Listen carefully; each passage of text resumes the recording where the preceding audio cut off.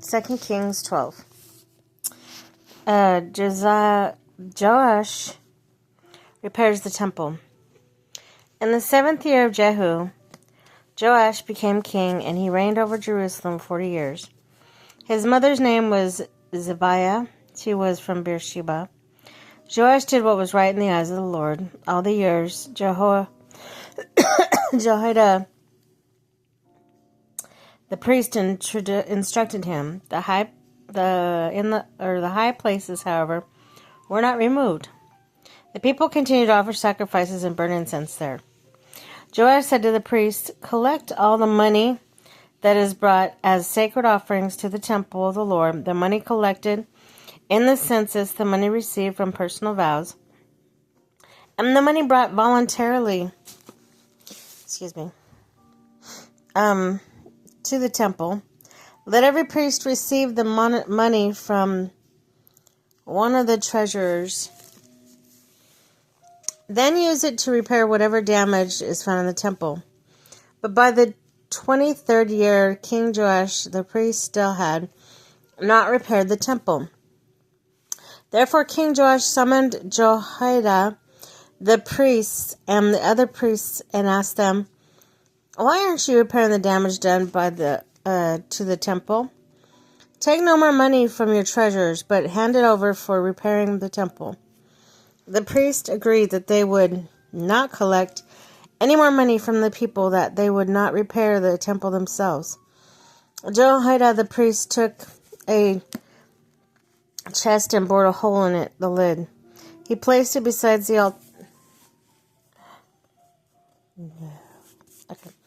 Beside the altar.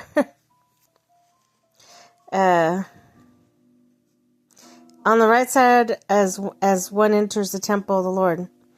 The priests who guarded the entrance put the chest on all the money that was brought to the temple of the Lord. Whenever they saw that there was a large amount of money in the chest, the royal secretary and the high priest came, counted the money that had been brought to the temple of the Lord, and put it into bags. When the amount had been determined, they gave the money to the men appointed to supervise the work on the temple. With it they paid those who worked on the temple of the Lord. The carpenters and builders. The mason and the stone cutters, they purchased timber and blocks of dressed stone for the repair of the temple of the Lord, and met all the expenses of restoring the temple.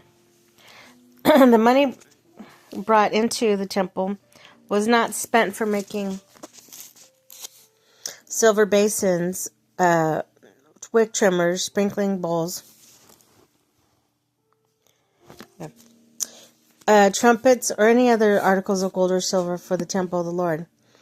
It was paid to the workers who used it to repair the temple. They did not require an accounting from those whom they gave the money to pay the workers, because they acted with complete honesty.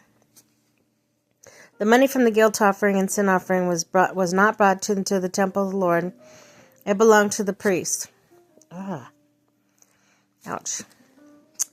About this time, Hazael, king of Aram, went up and attacked Gath and captured it. When he returned to the king to attack Jerusalem, but Joash, king of Judah, took all the sacred objects dedicated by his predecessors, Jehoshaphat, Jehoram, Ahaziah, king of Judah, and the gifts of he himself had dedicated, and all the gold found in the treasures of the temple of the Lord and of the royal place, and he sent them to Hazael, king of Aram, who then withdrew from Jerusalem. As for the other events of the reign of Joash and all he did, are they not written in the book of the annals of kings of Judah? His officials conspired against him and assassinated him at Beth Millo on the road down to Sia. The officials who murdered him were Jozabad, son of Shemath, and Jozabad, son of Shemer. He died and was buried with his ancestors in the city of David, and Amaziah, his son, succeeded him as king.